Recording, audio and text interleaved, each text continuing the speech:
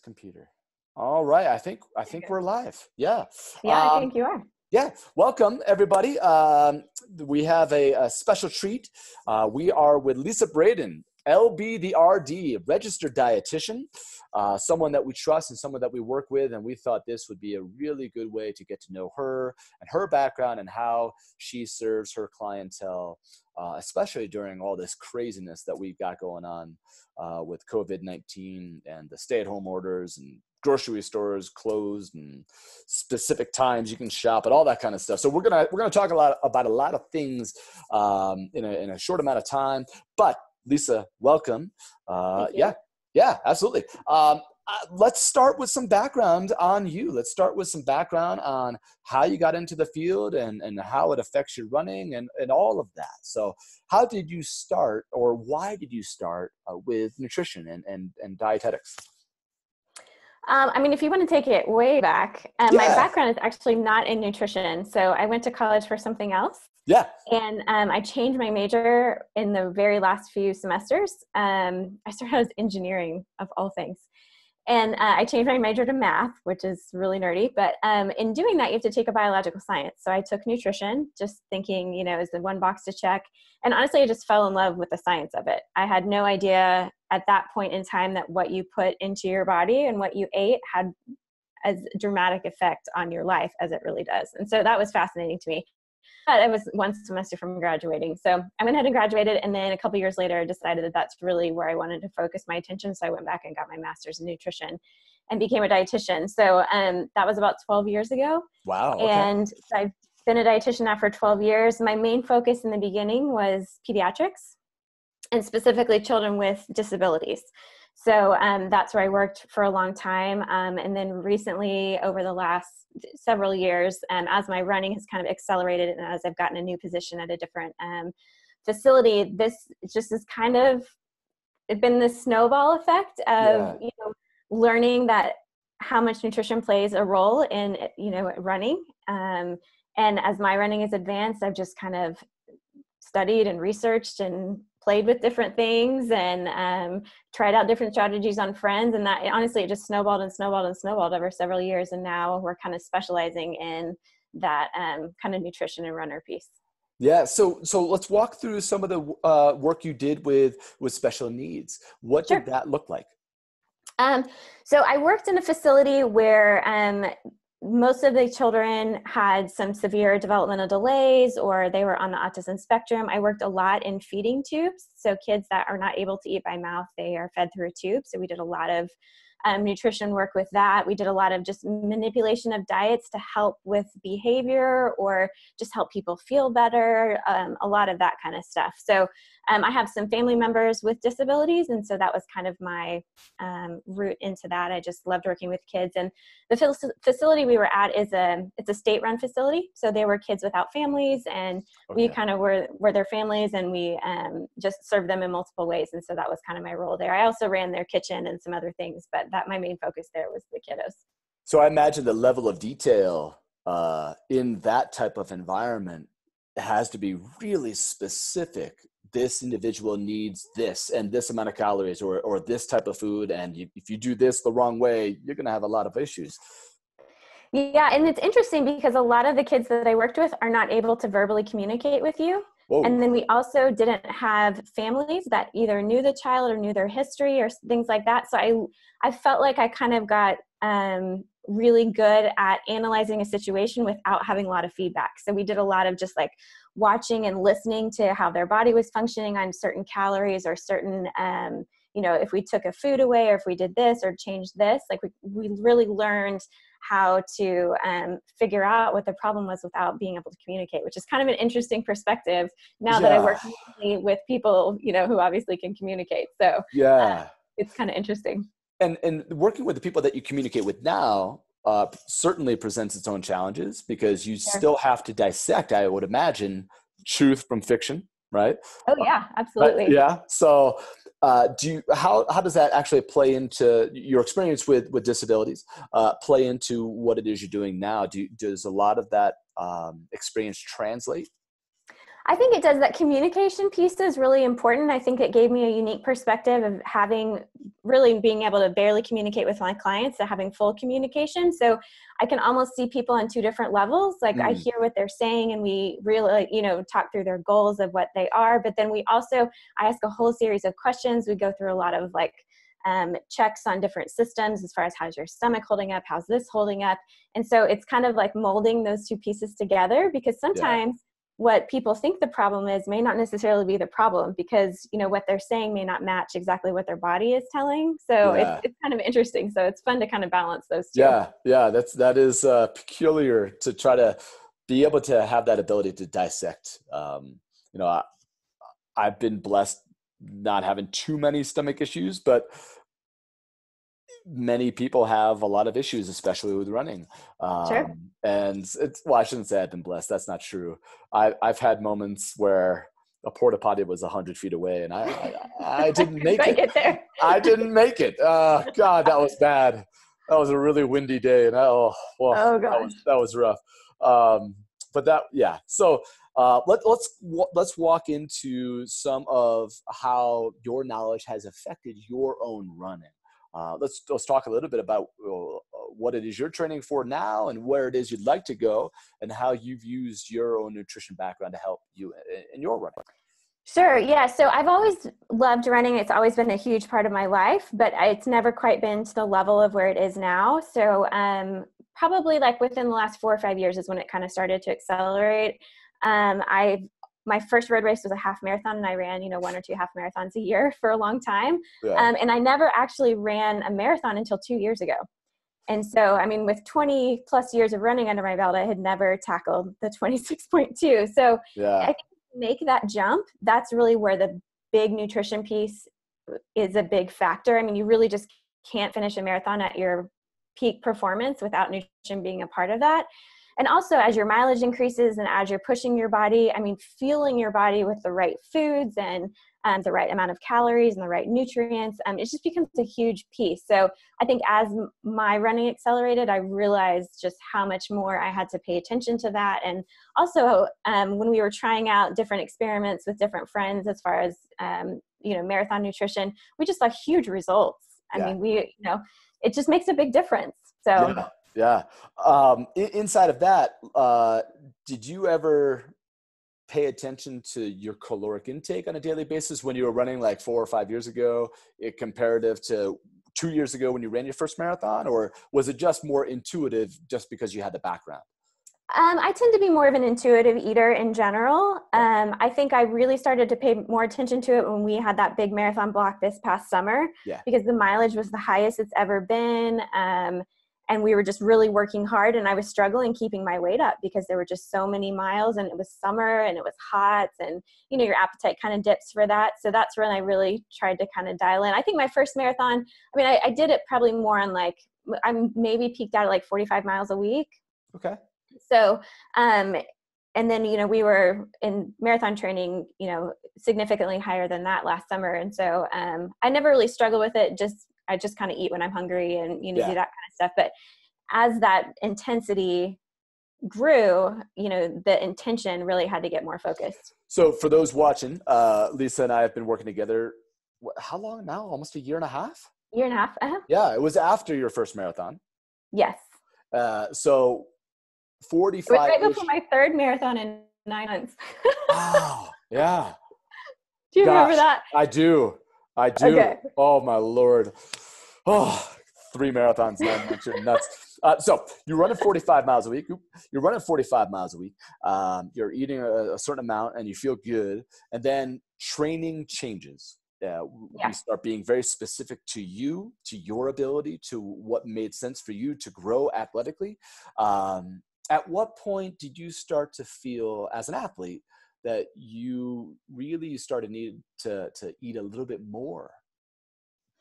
I really started to notice it that summer. I lost a couple of pounds during that training block. And I think you and I even had a conversation, you probably don't remember, but we were getting ready to go into a half, and I was having some stressors in life and different things. And I was like, I just have not been able to eat enough to, ride this half effectively. So we just didn't race, and we kind of took some time off, and or just pulled it back, like easy miles, that sort of thing, until, I was able to kind of get that calories in that I needed to. So Yeah.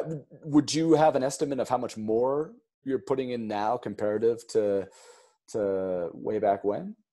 what, the mileage now? Not mileage, calorically.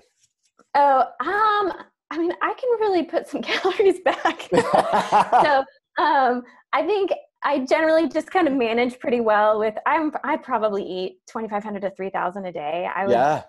And then probably a little bit above that when we're in those hard marathon blocks, just Yeah. because it's just day after day after day. Yeah. And we're just doing a lot of hard work. And so I just really have to be intentional about making sure I'm getting what I need to Enough. get.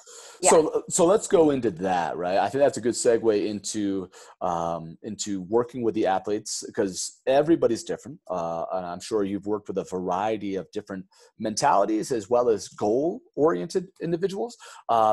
What are the steps you take generically to get started to understand who an individual is and what it is they're looking for?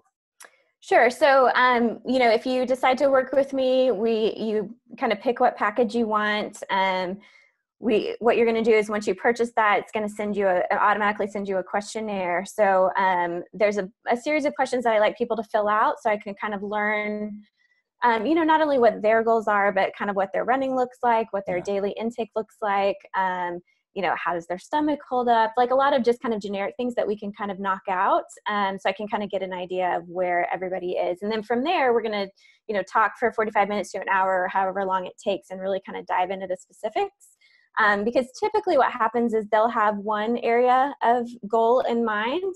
And then through talking about different things, I'll kind of say, oh, hey, you know what, I bet you would boost in this area if we did this, or if, that sort of thing. So it usually kind of becomes several goals that we kind of set together. Okay. And then we focus in on what's the most important, what can we really achieve here, and we kind of set up roadmap to get there. Okay. So let's take a kind of a scenario where, I mean, I get this a lot. I have an athlete who would like to get back to where they were athletically, maybe 15, 20 years ago. They weigh 20 or 30 pounds more than they used to. And they want to run as many miles as they want to be able to feel good about the mileage that they're running. And what I've often found is that when somebody is trying to focus on too many things at once, it almost becomes adverse to their success. Training at a very, very high level inside of a training block, and weight loss and performance. What is your advice in those situations for someone, whether it be performance-based or weight loss goals? What would you kind of give somebody in that realm? I think we need to figure out kind of what their primary goal is, because I agree with you. I think it's hard to pull all of those things together, because if we're running a high amount of mileage on lower calories, we're setting ourselves up for fatigue or for injury or for nutrient deficiency. So, I mean, we can be safe about it, but I think that if weight loss is the goal or performance is the goal, sometimes those don't always work together. So Yeah. we may need to kind of set some more realistic expectations about what diet-wise we can accomplish or what running-wise we can accomplish, and figure out kind of where everybody's happy and where everybody's the safest as far as, not getting burned out on running. And then, because running when you're calorie depleted and tired is not as fun as it is when you're fueled well and performing well. But if weight loss is the main goal, like, we can absolutely do both. It just may look a little bit different than what somebody thinks. Yeah, I think I, as a personal trainer in a gym environment, weight loss was often the primary focus of an attendance. But once an athlete got down to where they wanted to be, or a physique that they wanted to be at, it was amazing how much more they could eat and still put on muscle or whatever it is, see performance gains. So running specifically, there's a lot that goes into someone's, I think, preconceived notions of what is a runner's diet. I certainly have this idea of what we generally see for an endurance athlete looking to perform, a certain percentage of carbohydrates to proteins to fats. What is your recommendation for somebody who's at a good weight for where they feel good about themselves and they feel comfortable, but they seem a little bit out of balance. What is a generic or an idea of intake for you from carbs, proteins, and fats? What do you like to see? Yeah, I like to see a higher percentage of carbs. So we're looking like 55, somewhere in that range, percentage of calories from carbs. It depends on how much they're running. I mean, carbohydrates is what fuels our runs, right? And so if we are carbohydrate depleted, we're going to be going into runs where our carbohydrate storage in our body is low. And we're just not getting the fuel that we need to run well. So I'm a big proponent of eating enough carbs to, match your running. From there, we're looking at probably what's the rest of the math, like 20% fat, 20% protein, somewhere in that range, to kind of make up the difference. So just figuring out, I mean, there's different ways. We want to make sure with endurance athletes, they have a little bit higher protein needs per kilogram of body weight. So we want to make sure they're meeting all of those protein needs, make sure we're meeting carb needs to meet all of their running, and then kind of fill in healthy fats and things like that. So I like to have a nice balanced macro. I'm not big into like the lower carb with high endurance running, but it can be done. And some people do, and some people thrive on that. And I've worked with people who have, but in general, I think that really nice carbohydrate base is the best way to fuel for performance. So there's a lot of, I think either you love keto or you hate keto. Sure. And I have heard ultra marathoners, some have gone to keto because they're running at such a low intensity over such a longer duration that their body can basically break down anything they want to eat, and it's fine. But in my experience, and you certainly can speak to this more intelligently, what I have found is that when an athlete goes less carbohydrate and higher protein, higher fat, that their endurance performance suffers greatly. When it comes to half marathoning and marathoning. But there's also this connotation that, well, if I eat too many carbs, I'm going to gain weight, or I'm going to, I don't want to get fat. I gain weight when I run. I gain weight when I exercise. What do you say in those circumstances? How do you work around it? I think that there's a lot of reasons why we would gain weight outside of the food that we're putting in our bodies. One of the things that I talk about with athletes is during that carb loading phase, when we're carb loading ahead of a marathon or even a half marathon, we are actually going to gain weight, because when we store carbohydrates in our body, we store it with some water. So you're not actually like putting on excess fat or all the things that people are worried about. If you gain 1 to 2 pounds or somewhere in that range, you're actually doing it perfectly right. So you're setting yourself up to have, your maximized carbohydrate stores, so that when you go into that marathon, you have energy to fuel you, for at least 17, 18 miles or whatever, on your glycogen storage. So I don't necessarily see weight gain as a bad thing. Sometimes we gain weight when our body's inflamed, and we put a lot of, stress on our bodies. And so but it's all, I don't perceive that as actual weight gain. It's just kind of a part of the process. And I think understanding that, ups and downs in weight is kind of a normal part of the process. And knowing that, we need that carbohydrate fuel. We need lots of really nutrient dense foods to help us fight all the stress that we put on our body. So I'm not typically stressed about, swings 5 pounds, around, because I just think that it's just a part of it. So you mentioned a few things in that statement and one before. One was healthy fat, and then you said nutrient dense food. And I think those things, honestly, I have a hard time defining those. So could you define, number one, what does a healthy fat mean? What does that actually look like in someone's nutritional plan? And then what is nutrient density? What does that actually mean?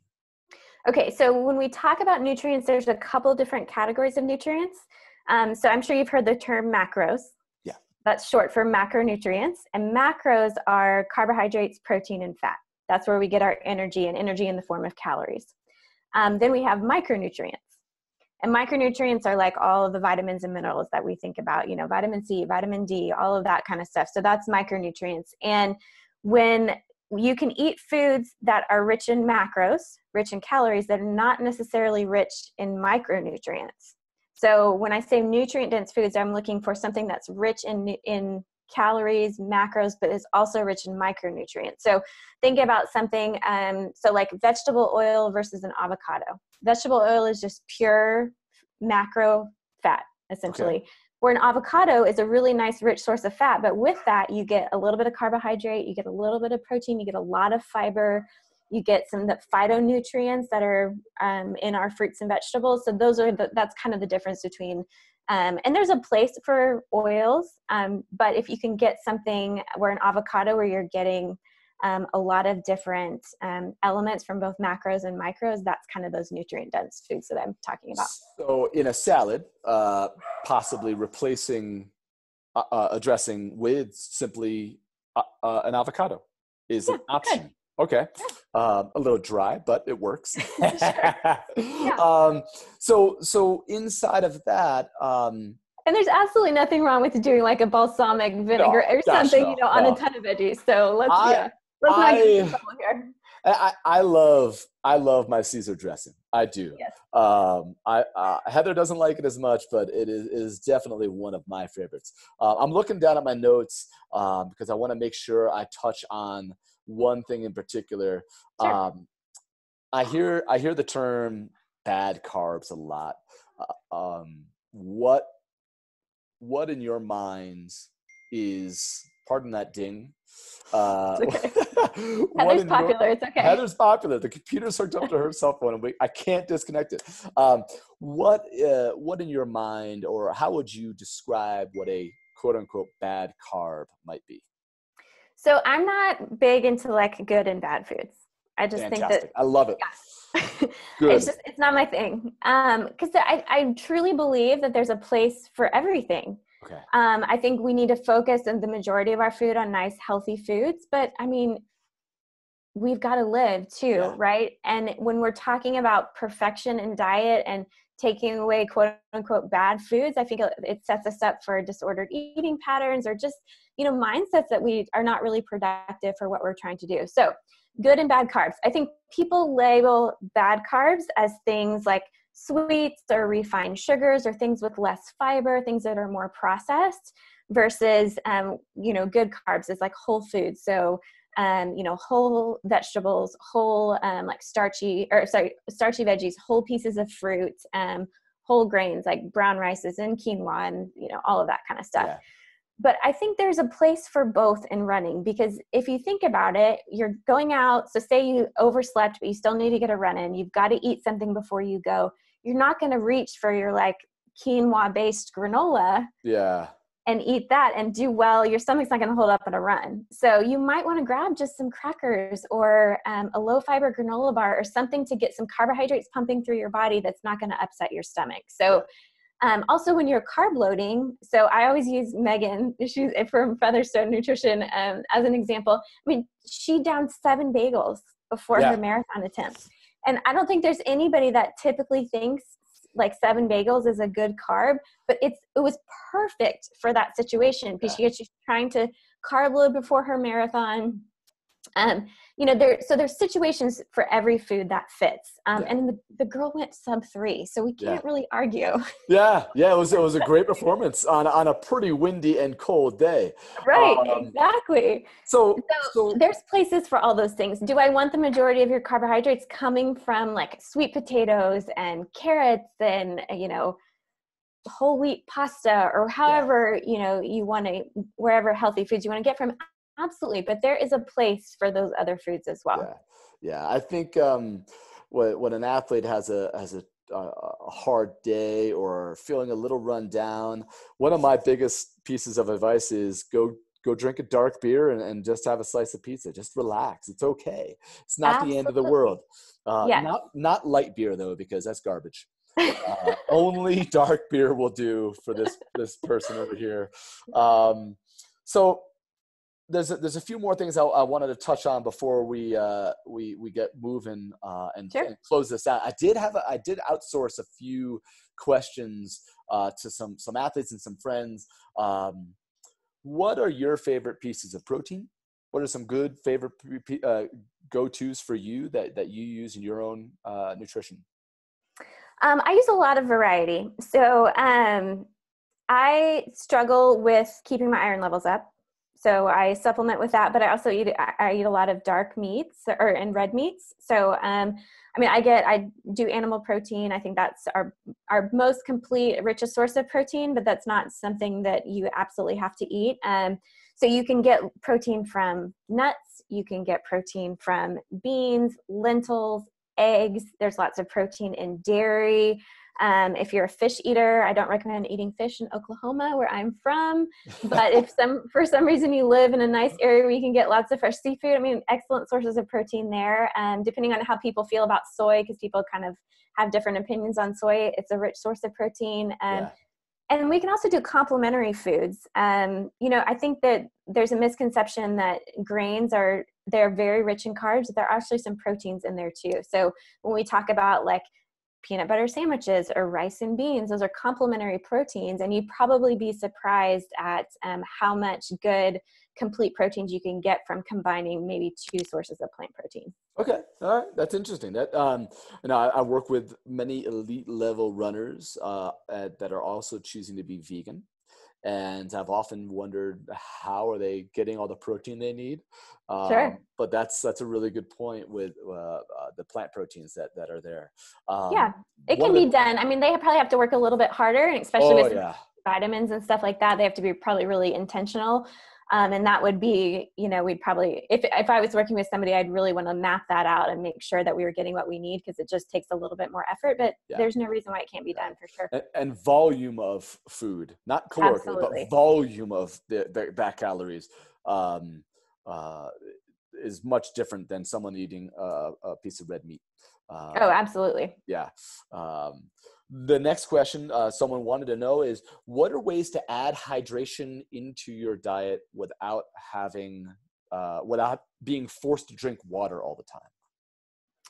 Sure. So there's a couple of things to this. So with the water, I like, if I'm getting tired of just plain water, which I typically don't, but I like to add slices of fruit in there. So oranges, squeeze a lemon, so maybe some cucumbers, kind of whatever's fresh, strawberries work, all that kind of stuff. So you can kind of doctor up your water. One thing I do a lot in the winter is I make that long run mineral broth from Run Fast, Eat Slow. So you basically dump a bunch of vegetables, simmer it, and it becomes this really nice, dark, rich broth. And so I typically sip on that almost after all of my long runs, after all of my track sessions. It's a great way to replenish electrolytes and just some nutrients and some hydration. So you can do that. The other thing you want to watch with hydration is making sure we're not drinking too many things that could be seen as, or could be used as diuretics, which that means it makes us, even though we're hydrating through like too much coffee, caffeinated tea, some things like that, they actually make us lose more hydration. Yeah. So making sure we're balancing things, hydration that we can take in with things that aren't going to make us more dehydrated. The other thing is hydration can come from a lot of foods. If it's summer, eat tons of watermelon. Fruit has lots and lots of water with it. Some vegetables do. We can get hydration through soup. We can get it through really any liquid that we're drinking, as long as we're paying attention to making sure that liquid we're not going to lose more hydration from it. There's that ding again. I love coffee. 2 to 3, sometimes 4 cups a day. But I have found for me that when I drink coffee in the summertime, especially if I'm in the Northeast, where I grew up in Connecticut, where it's hot and humid all the time. I guess that's relative compared to Texas or certainly Oklahoma. Oh my Lord. So I love drinking coffee, and it's one of my go-tos before a workout. Oatmeal, coffee, and a banana, a little bit of maple syrup. I love it. But I found that in the summertime, if I do that, I generally have poor performances in my major workouts and certainly in my races. And one race in particular, it was only 7 miles, and I lost 7 pounds. Holy cow. Yeah. And the only reason I know that is I had weighed myself in the morning. I was feeling a little off. I was like, I wonder if I'm a little under, and I wasn't. And then I weighed myself when I finished. When I got back home, I only had a bottle of water because that's about all I could stomach. And I was down 6 pounds, but I increased my weight by a pound of water. And 7 pounds was really dangerous. So winter training can be, obviously you still sweat in the winter, and it's Sure. can be, depending on where you live, it could be so different in the summertime, especially where you live in Oklahoma. It can be a nightmare. How I do you remember kind of, from well, yeah, last how do you kind of keep track of, or what tips do you use with the upcoming seasons that we have? What do you do to kind of keep yourself regulated and healthy in a way that makes sense for good, hard training? Sure. I mean, there's a couple of ways to approach it. Some people like to get more technical, and we do sweat rate calculations. So kind of like you were saying, we weigh before and we weigh after, and we figure out how much they take in during the run, and then how deficient they are with hydration. Because I think it's about like 2% of your body weight loss. That's when it starts to affect performance. And in the summer and in a race, that's really easy to do if you're not taking in the fluids that you need to take in. So some people like to get more technical. Other people are kind of like, we just kind of play around with it. So we start with, okay, let's take in 4 ounces every 15 minutes. Let's see how you feel. Are you peeing very dark after you finish your run? So we talk a lot about urine, which is so super fun.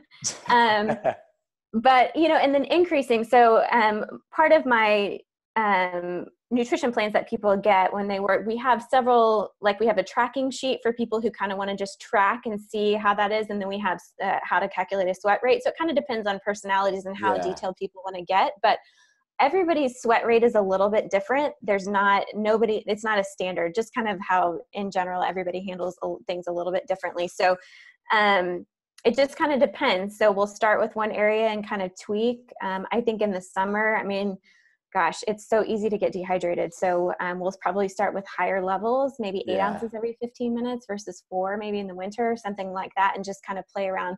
Plus, generally people, I think runners more than anybody are pretty in tune with their bodies. Yeah. And so a lot of people know if they're a heavy sweater or not. And so we can kind of, based on just some conversations with people, we can kind of guess on where to start. Yeah. I know now through terrible experiences how much hydration plays a role with my own training and when I'm racing, and when I am presented with a race that is above 70 degrees, I might as well just run easy and just have a fun time, because that's not going to end well generally. I would much rather, I'm the type of runner that likes that 30-40 degree race. Well, and it'll be interesting. It's much I'm glad they're still having the Boston Marathon, but that's going to be hard. Like, people are going to have to adjust for that training, because you're going to be training in the hottest months of the summer. Yeah. And hopefully I don't know what the weather in Boston is in September, but it's not so much where you live. People go from all over the country. So if you're living in one of those hot environments, you're going to kind of have to really dial into that to make sure that your training goes well. I feel like if people from the South or warmer climates had trained for Chicago, through the summer, they're going to adjust just fine. But the folks that live in colder climates that have run Boston every single year, and they've never run a fall marathon because of the warm summers, it is going to be very risky. I feel like anyone from Texas is probably going to feel like it's cold. I'll probably set a PR because they've been running in heat index of 120. Yeah. So it is definitely going to play a role. I've got a few athletes that have opted not to run because interesting. We understand how they react in those types of climates, especially through this, not just the race, but the summer training. It just doesn't appeal to them to try to run. So they're going to opt for a later fall marathon. Which is for individuals, I think that's a great choice. Well, listen, let's end it there. Thank you so much. Again, we'll put all the information of contact below. You'll be able to see it on the YouTube information as well. This is going to go up on Instagram, all that kind of stuff. Lisa, thank you so much for taking time out of your night, and get ready for that half marathon this weekend. If we ever decide on what we're going to do, we'll have to talk about that later. We'll get there. All right. Have a good night. I'm going to go make some steak. Okay. Sounds good. We'll see you later.